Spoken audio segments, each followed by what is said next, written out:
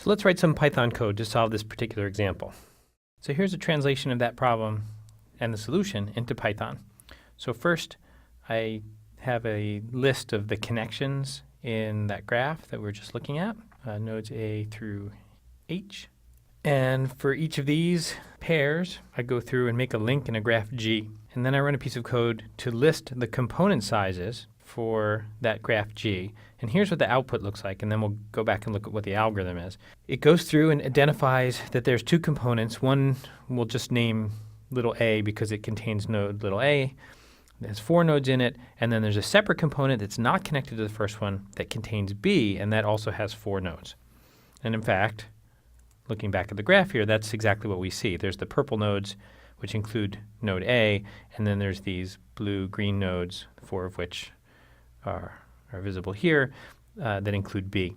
So it finds the right stuff. So how does it go about doing this? Well, it essentially uses the same algorithm that I did when I was doing it by hand, but of course it does it in code. The main routine that we call is called mark component. So that's kind of like what I was doing when I was turning nodes purple. And it works like this. We give it the graph that we're working on, the current node that we're marking, and a data structure that keeps track of which things have been marked so far. Call this routine on this node, and so that's a new node. We haven't seen it before, so we mark it.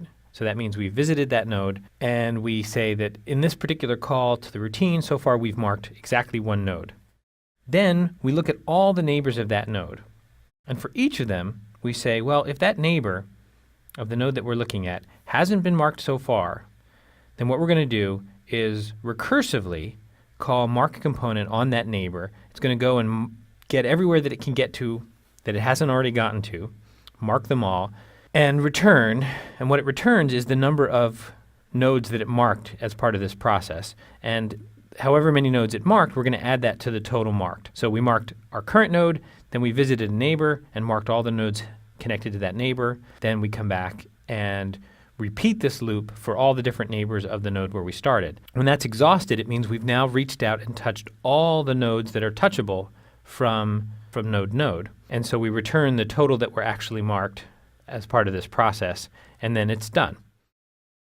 So that's the main routine that does all the hard work. There's also a routine on the outside that takes a graph and starts off saying, well, nothing's been marked so far. We just have an empty data structure.